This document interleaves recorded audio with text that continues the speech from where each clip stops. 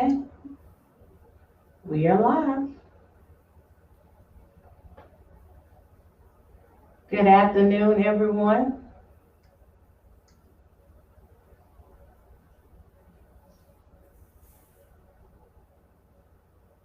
Good afternoon. How do you want people here?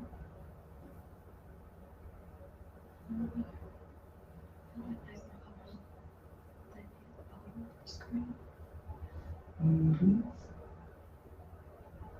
Hello. Okay, people coming in. Good afternoon. Good afternoon.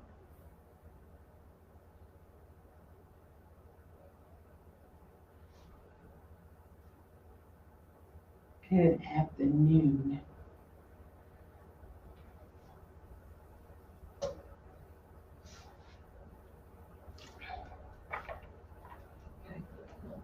We got some people coming in. Hello, hello, hello.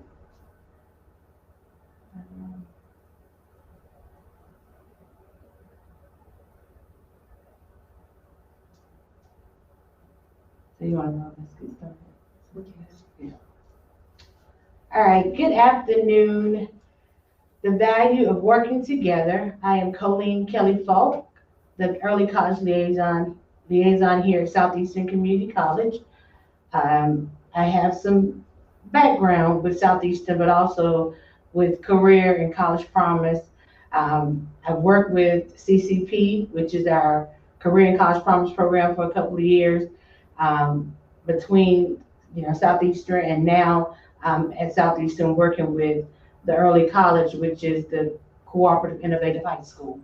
So I look forward to sharing with you all the value of working together. And here's also my partner. Hey everyone, my name is Kayla Gooden, and I'm the high school counselor for Columbus Career and College Academy. I have a background working with all ages from K through 12. So this has been a new experience for me this year, and we've learned a lot by working together. So we're excited to share it with you. So our next slide. So the value of working together. So here we have you a little circle. There are some components here. We have the student, and then we have three groups of people that the student takes a lot of knowledge from. You have a parent, the high school, and the community college.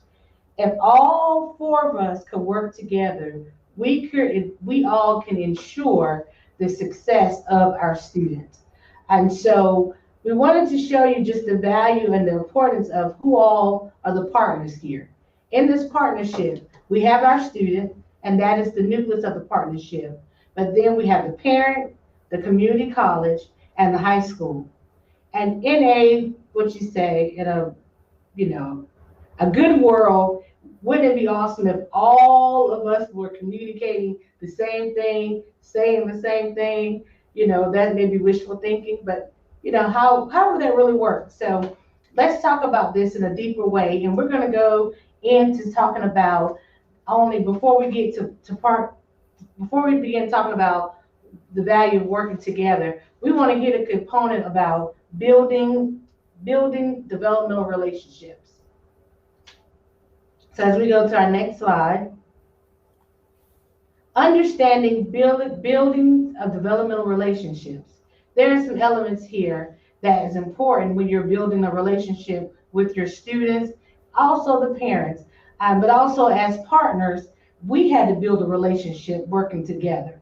And so as we work together as the early college, the college side and high school side, we had to understand that we had to express care, we had to challenge growth, and provide support.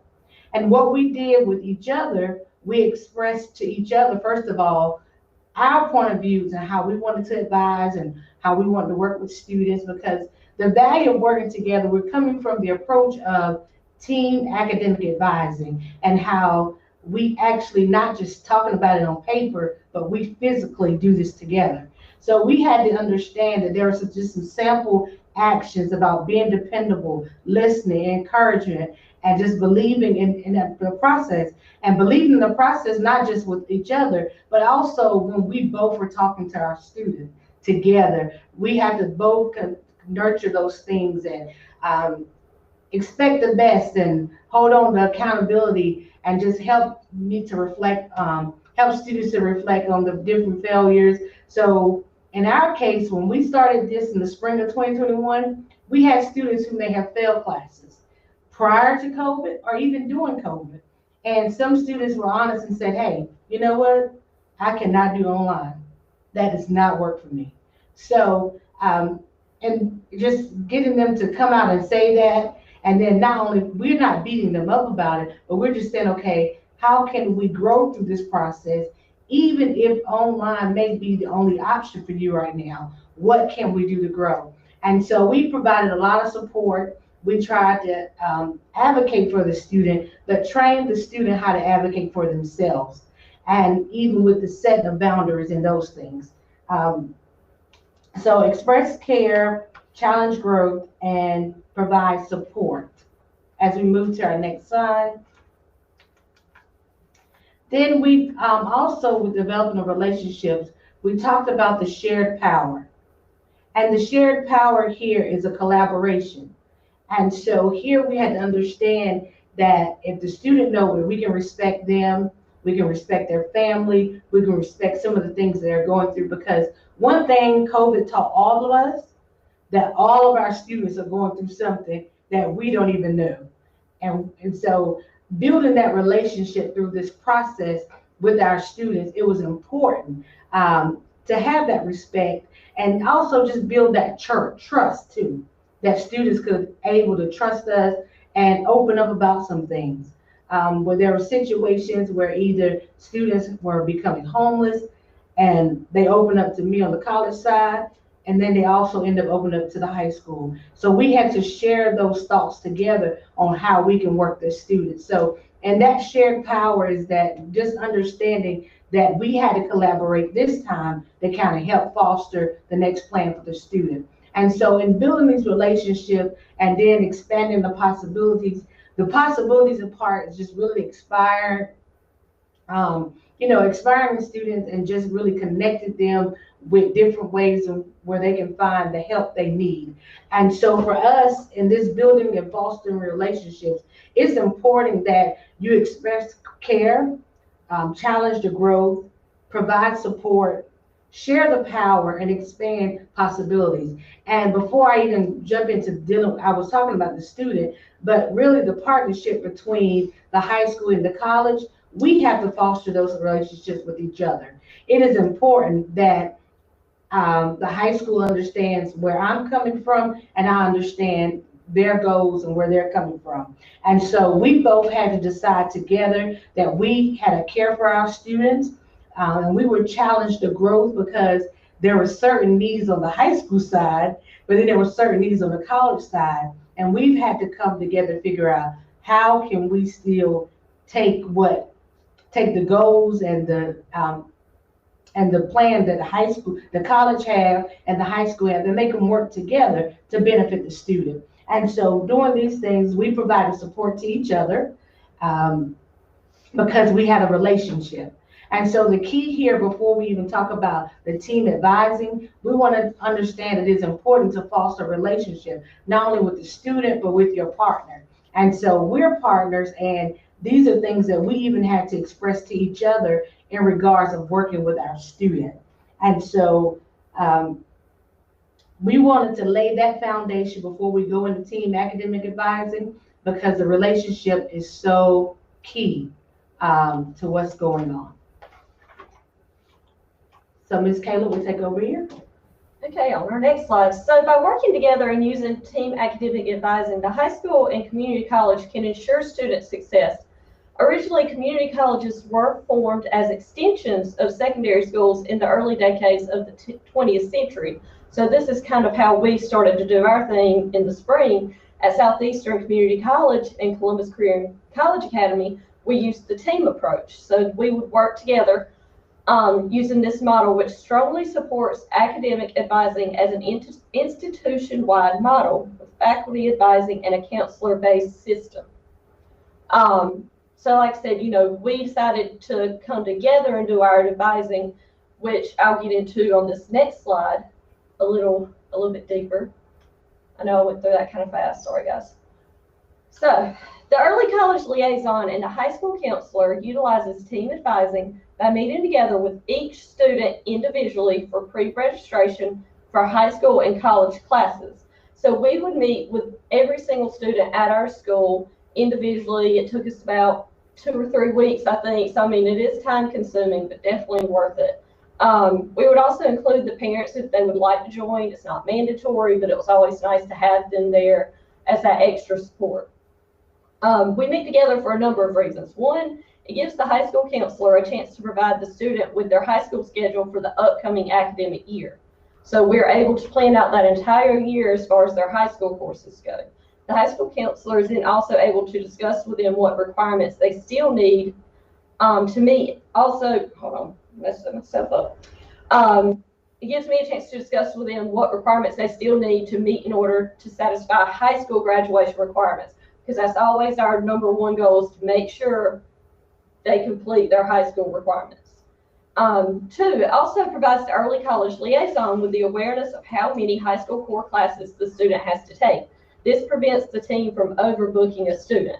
So if we have a student who still needs, their English requirements or math requirements, we want to make sure we put those in first before we jump to college electives. So this gives us a chance to keep from putting those during the same time frames. These two items are extremely important because they guarantee that the entire team is on the same page. So we're able to take the student and the parent, if they're there, and make sure they know, hey, what do I need to graduate high school on time? And what do I need to get that associate's degree or my diploma or my certificate? Lastly, to help keep everyone on track with the students' college courses, Southeastern uses a VISO. With a VISO, the high school counselor is able to look at courses that the students currently register for, their attendance for those courses, so you can see like their last login, and their grades. We're also able to look at courses previously taken with the college, which is really good information for me to see if that student needs to progress in that program or so forth. So if we can go to the next slide, and then that one we're sharing. So if you want to, sorry, I went kind of fast. I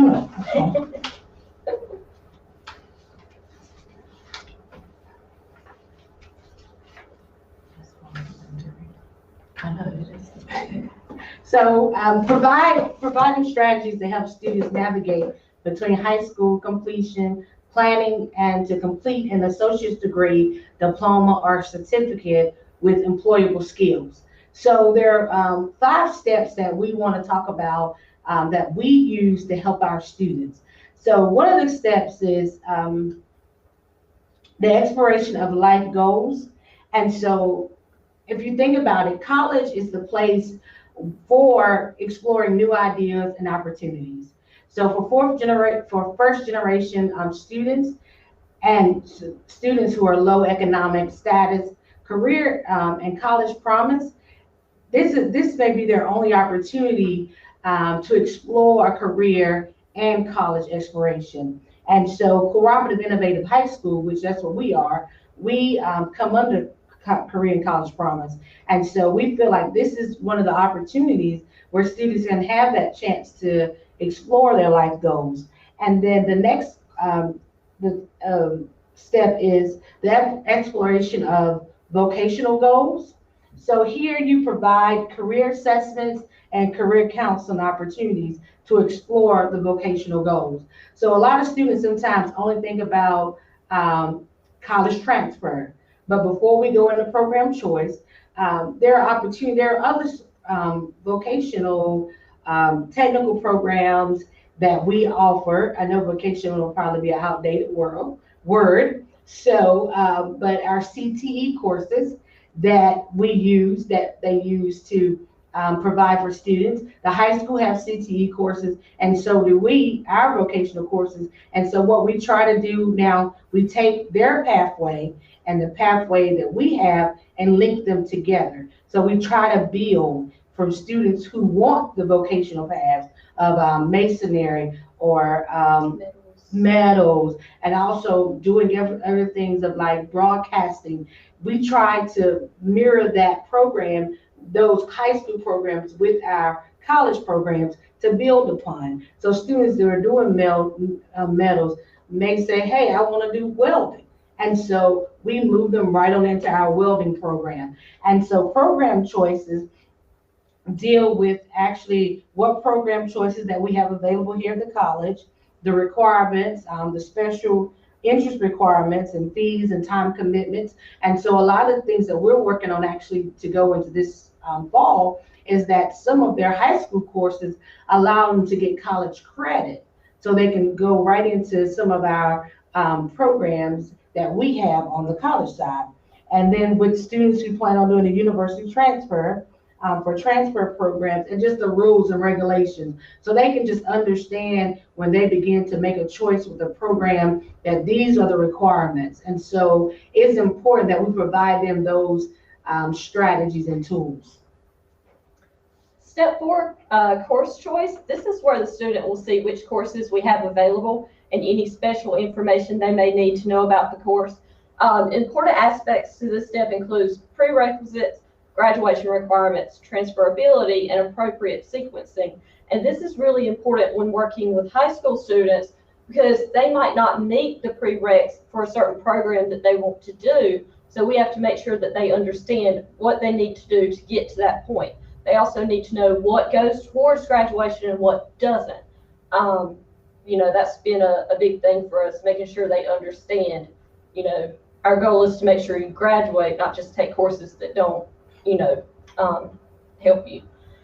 Step 5, course scheduling is simply working on the student's schedule to make sure they are able to attend all of their courses without having any conflicts.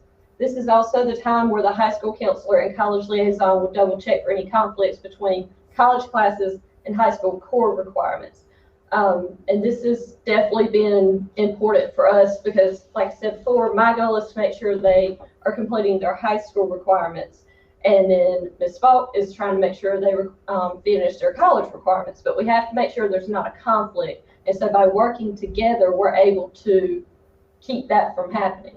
And it's been, it's a learning process, but it's been very effective working together. Yeah. So our next slide is just some data that we have processed over the last years. From 2014 to 2021. And what we want you to see that where it says high school diploma, Fair Bluff, and where you see the zeros, understand those campuses merged. So we had 2 separate campuses. We had all of our career and technical education programs on one campus, and then all the students who was interested in transferring to a 4-year school, they took camp classes here at Southeastern. Now the 2 campuses have merged to one, so both campuses, both students, and both programs are here together. So it's not 2 separate campuses anymore. It is actually the Columbus Career and College Academy. And so that gives us an opportunity to actually work with the students who are taking the career and technical education pathways to line them up with the ones we have here on our campus. And so because we were able to do that this spring and we decided to start doing team advisement, I just wanted to show you how some students that we could figure out with just the spring, that one time of that team advising this spring, we were able to get some students to graduate with certificates also. We have students graduating with diplomas and with associate degrees, that's kind of like the norm, but also certificates and diplomas and things of that nature. And so our goal each year is to increase in these areas that, so next year, the goal as we start with new classes, because we're kind of playing catch up with other classes, is to make sure that we have these numbers. Students get a diploma, a degree, or a certificate. That is the goal, and not just only those who, maybe don't want to go to a 4-year school. We still get them some type of employable skill. So we just wanted to show you how team advising just even worked for us one semester, how we were able to do some things. Next slide.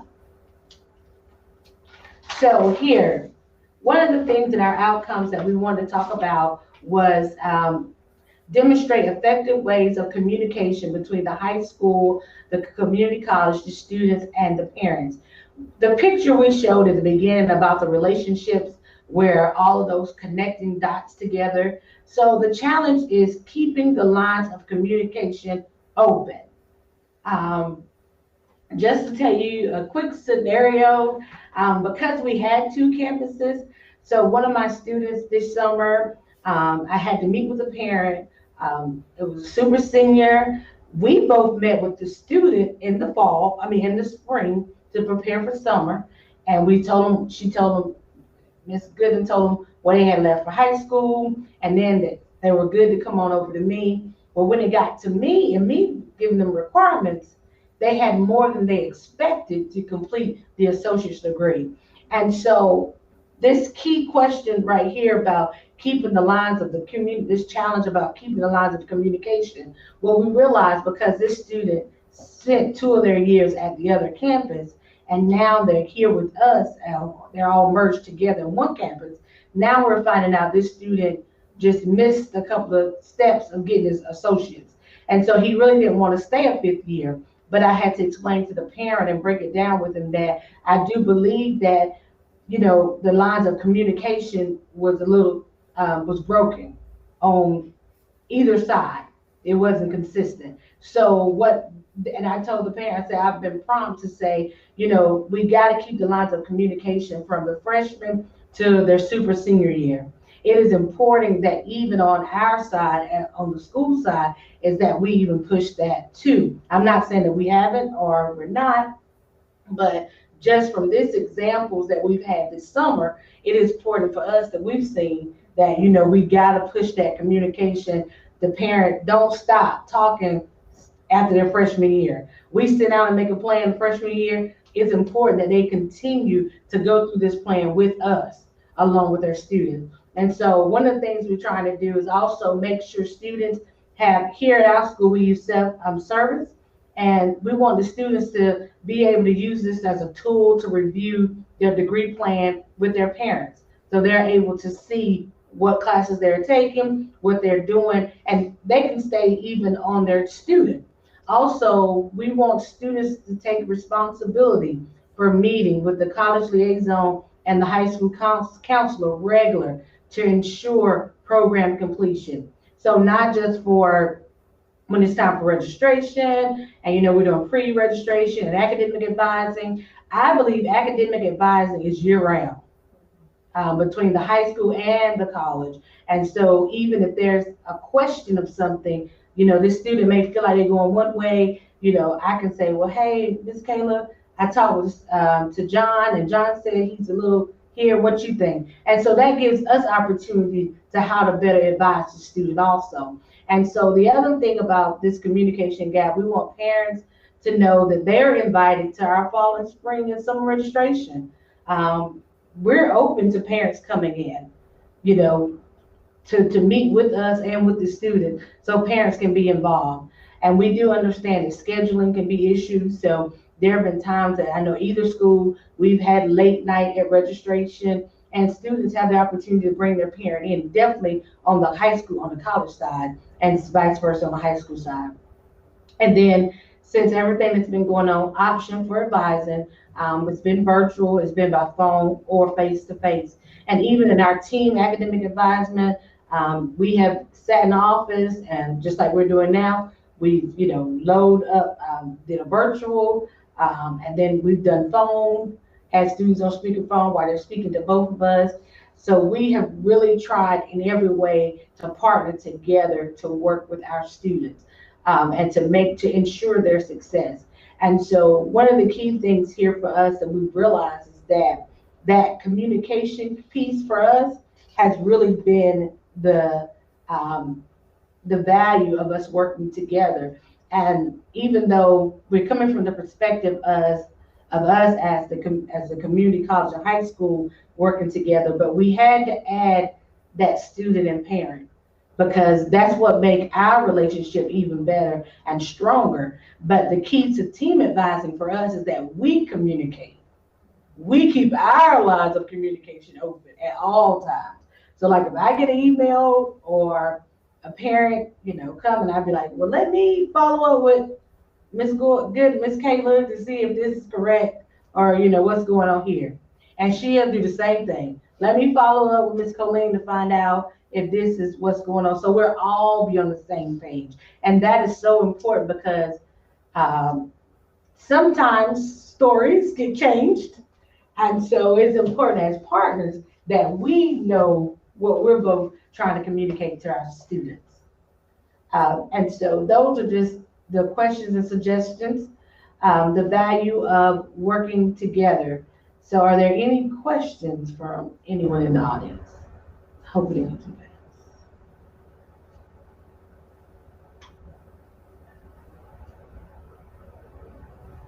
Or suggestions, because it's always something that we can improve on or, grow from. Because we found this value, you know, there's so many working parts to a student.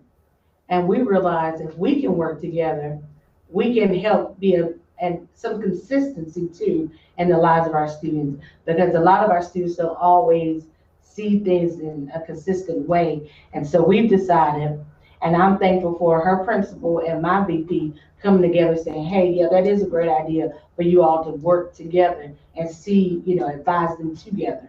Now, does it take me out of my space? Yes, it does. Does it take her out of her space? Yes. We had to find a common area for both of us to work together, to advise students. And so that is a little stretch because trust me, we both could like our offices. but it's just coming together, being able to do these things. So it's real important to, work together as a team to ensure the success of for your student.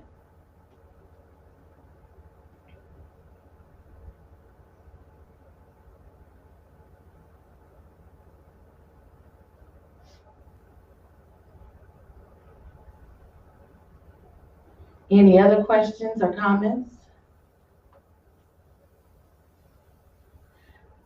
I would ask a question. There are those who may be attending. Are you guys doing team advising, team academic advising as relates to um, working with your partners, if those who are working with high school students? I hope that question makes sense. Yeah.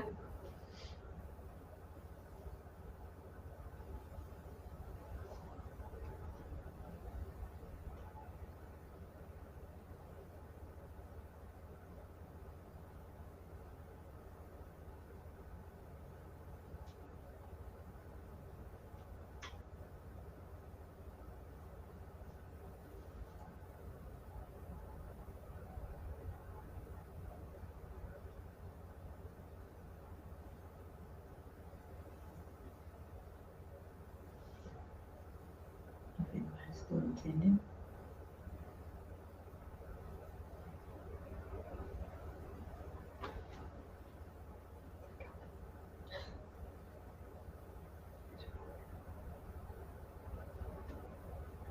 Okay. Hmm. I will say, I think us working together is definitely going to improve on our numbers of students receiving certificates and college degrees. Just seeing this change this year and how many students got certificates was huge for us. And I think that the more we do this, the more we'll see improvements on that, because a lot of these students, the ones earning certificates, are the ones thinking, oh, well, I'm going to leave without a college degree. And by working together, we're able to say, no, like, you actually have time to complete this along with your high school diploma. So I think that's been something to look forward to in the future, is how much more we'll be able to do that. And it's less time consuming if we're both together. That way the student doesn't have to have two separate meetings. And then there's no, then we have to come together. It just kind of puts it all into one. I think it saves time for sure.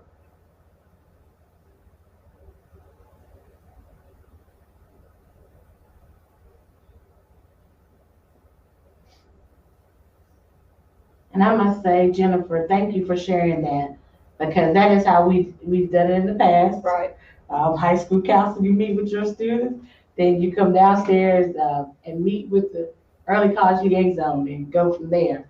And then but and I can tell you honestly, so the college schedule is normally done before the high school in most settings. And so what has allowed us to do that is now I don't have to wait until school start to change schedules for my college students. If the high school already sees that there's a conflict, she looks in a viso and say, oh, we need to change this student. And so now here it is summer, we have time to work through those kinks. So that is the other, I think I can say plus for us doing academic advising together, because, we're able to see what's needed. And so this summer, we've been taking taking the time to change schedules now instead of waiting to, they start a couple of weeks before us, and then we start school on the 16th. And students are saying, I can't take that class because I'm in a core college, high school class. So, and thank you, Jennifer. I hope that works. Thank you for sharing that.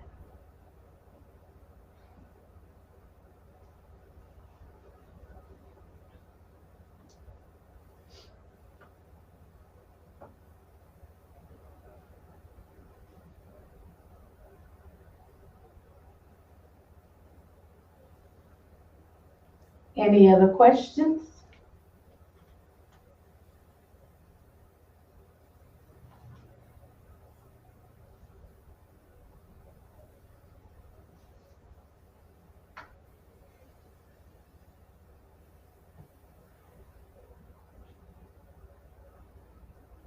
You're definitely welcome, Jennifer. I do believe I think this has made our job even better. Just working together and really serving our students. So I'm excited that even in years to come, that as our data change, and we'll be able to even do more extensive studies on just even working together and showing how this actually works with team advising, because this is one of the models that they strongly suggest. So it's working for us. So I hope it works for others also.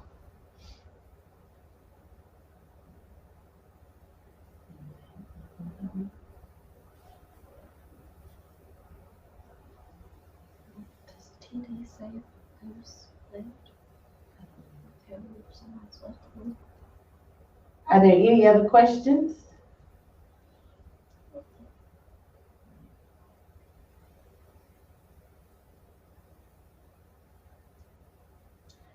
Well, again, we want to thank all of those who did attend this workshop.